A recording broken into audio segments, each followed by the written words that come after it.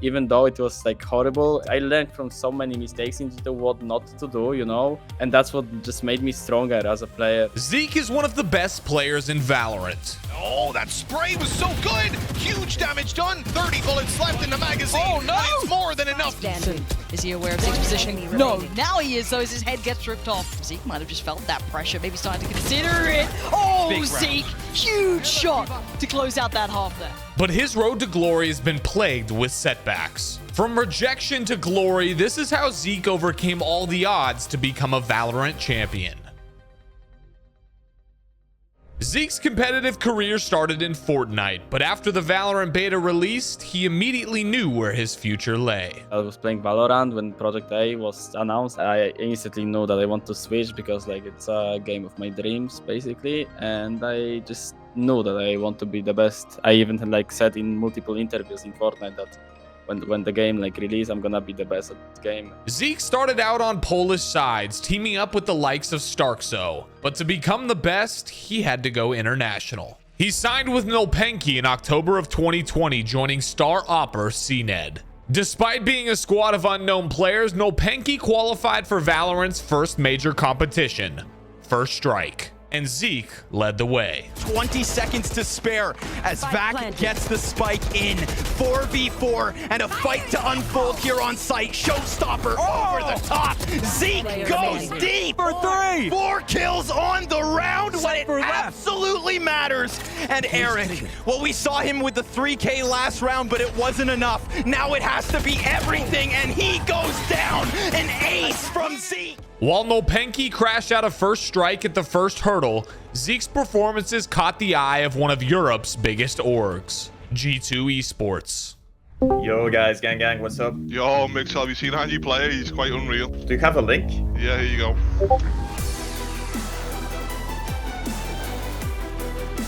G2 had fallen flat at First Strike and were looking to tweak things going into 2021. And at their first tournament as a new roster, G2 showed up hard. Big play again from G2, and Link can't penetrate, he can't make that work, and Zeke's in position. This is just stunning work from G2.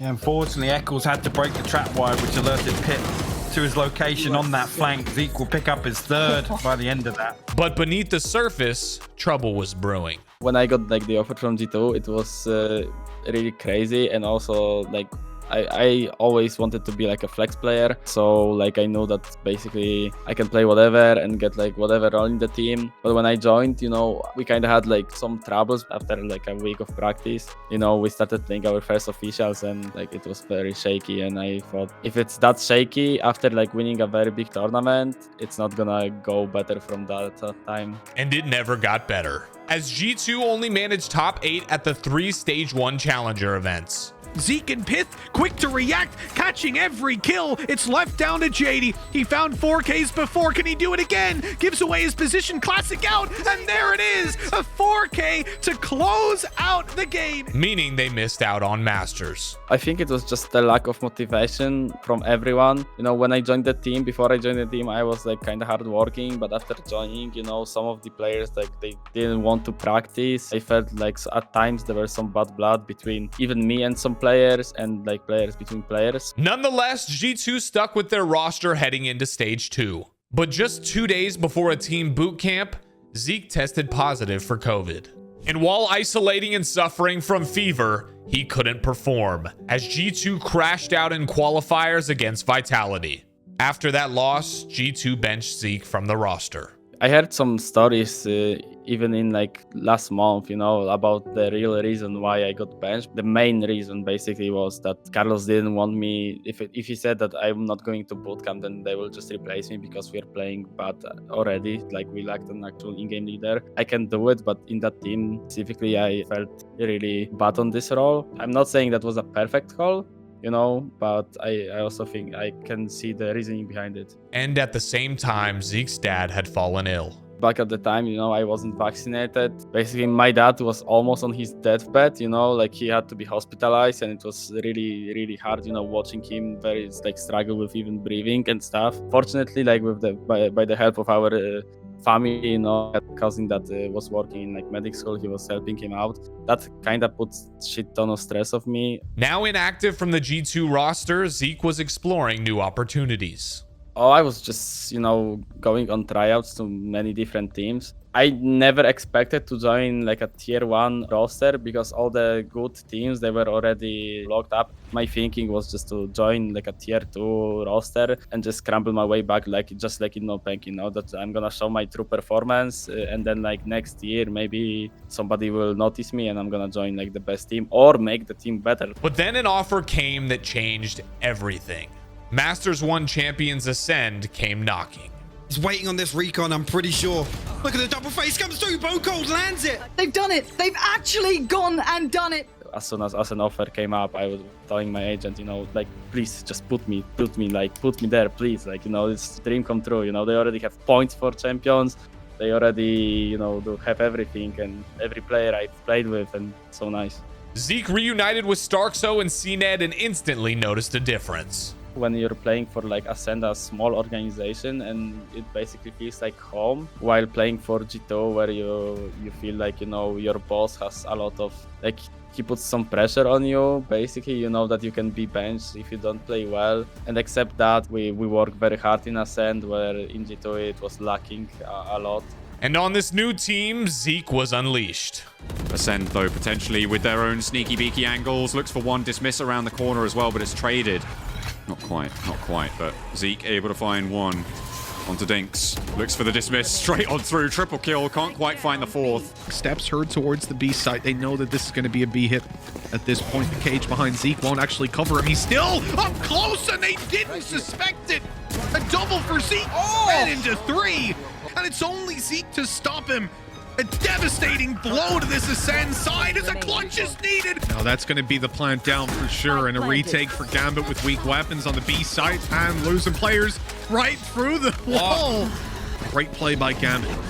Had the option before and avoided it. Now the dash into sight. cNed knows there's a player below, has to dash out of the way, knives out, and somehow Zeek is just destroying them. cNed delivers the knives to Defo's head, and Shados is the last man standing. He has to hold on in a 1v4, and it is not happening. Acend had booked their place on land for the first time as they qualified for Masters Berlin in dominating fashion. Placed in the group of death, a loss to Vision Strikers meant that Acend had to beat Supermassive Blaze to progress. And in the Game 3 decider, Zeek put the team on his back. But they're returning. They know that Zeek is below, but it doesn't matter. Good for 3. Zeek just something absolutely ludicrous. Just like that, out he goes. Walking forward, might catch the timing on Starxo here. No, he's taken down. And so Turco, the clutch player for Supermassive Blaze, is the last alive. And he will fall as well. Acend move on to playoffs, and they have secured their spot up against 100 Thieves. In the next round, they matched up with 100 Thieves, who had veteran stars Steel, Nitro, and Hiko on their books. But Acend found themselves on the verge of semifinals. 12-7 up, they had 5 chances to claim victory. But it all came crashing down. He's closed the gap. Ethan's coming with another. This could be it. 100 Thieves on the verge of destroying Acend, ripping the lead away from them as Zeek and cNed need to rise above, and they can't do it. Nitro to close a flawless round to win it on, and against the odds, against the round score, against every aspect of this game, 100 Thieves just rose to the occasion. I think that was just a warm-up tournament for us. You know, like, just the reason why we lost against 100 Thieves was just our inexperience on LAN. We learned so much from this tournament. It was super, you know, heartbreaking for us, and we know that, you know, that meme of us losing against 100 Thieves will be forever in people's minds, I think. But with every cloud, there's a silver lining. By reaching the quarterfinals, Acend had qualified for the first ever VALORANT Champions. But in their first game back on stage, disaster struck again. Zeek, one more, a 2 versus 2 scenario, and they have to clear this man from the flank. It's left all on to Zeek to try and close this one out, but it isn't going to be happening. It is VALORANT that head through into the upper bracket, and Acend have already faltered in this tournament. Acend suffered a shock loss to VALORANT, dropping them to the lower bracket. But there was a twist to the tale. So I'm here after losing, you know, already doing like 2 different interviews where I'm telling, oh, we suck, like how much we were bad in this game and how bad we played and stuff. And then I'm coming back and then I hear like 4 of my teammates are like, yo, Zeek, what's up? And listen, there is a like sticky, icky situation going on, you know? It emerged that cNed had abused a bugged Cypher cam on the final map, and Riot ordered the map to be replayed, with Acend getting a 7-0 head start. And this time, they closed it out. Starxo, I think he's just finished this one. There's only 8 seconds left for them to try and get onto this site. They have to run through, and it is done. It took Acend a long time, but it is not quite enough for VivoKid. A valiant effort to fight that one back, but it will be the victory, and even some dance moves.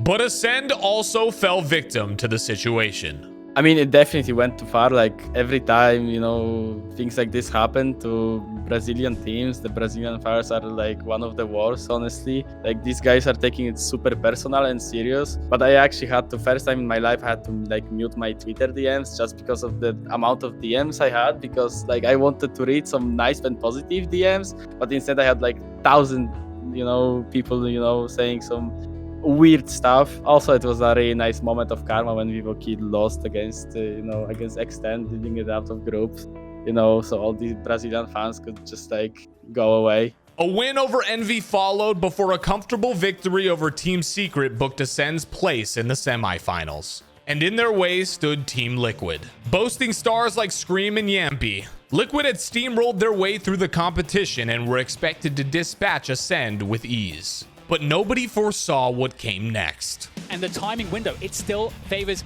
Liquid if they can take down Zeek. But Zeek, he's going to hold this position. Oh. Fantastic. The paint shells shut it down. That's going to buy favorable timing now for the rotation. Zeek knows he's done everything he needs to do. Any kill is a bonus. Desperation for Liquid. Zeek with the reposition is going to completely crush the push. And that tells Acend everything. They're going to start rotating towards A. There's a timing here that Liquid have to hit. Scream must open this position up. But Zeek, again, on the other side to slow it all down. And they have nothing to check for Zeek. He's going to get 2 kills for free. Nice trade coming out of Navera, out of the Viper's pit. There's no time to do this. There's a poison off to try to cover some ground, but Zeek sprays them down. And that is so important. We have Jamppi left in the 1 versus 2, and he's going to get slowed. They know precisely where Jamppi is as he goes for the defuse. The res comes in as well. Jamppi around the corner, finds one. cNed down. He has to tap it. They can play the time here. Jamppi's in such a bad position. What can he do? He's forced to have to just hold. They're going to swing him, and they're going to find themselves now in the grand finals. Liquid have been dominated by Acend. Liquid's hot run, the undefeated run, has been crushed by Acend, and they're going to go into that grand finals looking at that trophy, and they're going to feel it in their hands. We know that we're gonna beat them on how we were playing and how like we were feeling before the match, even on the same day. Even BONECOLD, we're gonna beat Liquid Team 0, but we never expected that we're gonna like stomp them. What we didn't expect that they're gonna pick Bind against us. They just gave us our best map. And then on split, their mental just died, you know? Their mental just ripped, you know? Sanity level 0, and it's over for them. Against all expectations, Acend had made the grand finals. But the final hurdle was Masters 3 champions, Gambit. Gambit were the stone-cold killers of Valorant, with Nats and Chronicle taking teams apart. What followed was arguably the greatest series in Valorant history. And it was none other than Zeek who set the tone. It's just a little jump peek, that's enough. Just to reassure positioning. What? Zeek? 2 kills out of nowhere, and suddenly this round becomes a little bit more viable, but time is the biggest problem. Oh my word, Zeek. Is this when you're going to step up and deliver? But it's going to be Chronicle. The bottom line, Zeek! The timing, I don't think he's going to have the time. Surely!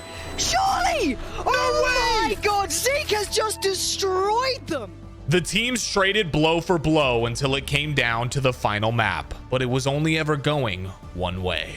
Nats is on the other side of this, but all he has is that Spectre. He's already seen one pass. cNed finds one. It's all on Redgar now. And this is what it comes down to. One more man to stand, and Redgar, 30 seconds left. All the hours you've put in, thousands upon thousands, is down to a 1v4, and it's done! Acend are your VALORANT Champions winners! the first of their kind to etch their names in the history books. And they did it in the shadows, surprising so many. And they've worked so hard. That's like so cool, winning the first champions, you know. Everybody can like forget the second, the third, you know, the fourth one. But like the first is always what people remember, you know. It's like the legendary one. So cool. I felt so insane. I didn't know how to feel because I never did that, right? It's like the first experience. But for Zeek, this wasn't just a career achievement. It was personal. After the party, I started crying, drinking my beer, and then I'm like crying that I won. My family is like, they are my biggest fans, you know. Like my dad, he was telling me stories how he was like jumping around, you know. After G2, I just calmed down. I learned so much, even though we played so bad, but I feel like when you're in a bad team, you just realize and you can learn from these mistakes. I learned from so many mistakes into what not to do, you know, and that's what just made me stronger as a player. And that was like definitely my biggest growing factor, you know, even though it was like horrible joining Acend and proving everybody that I wasn't the problem, that I am actually an insane player. That also like helped me with my just confidence, you know. With Acend officially the best in the world, Zeek is looking forward to the challenges ahead. It's gonna be so fun to play as this, you know, the best team basically, and everybody will just try to beat you up, you know. We can already see that we kind of made our own meta, you know. It feels funny, and we are looking forward to just, you know, to keep up our game and prove all these teams that they, you know, that we are better than them. We are the world champions.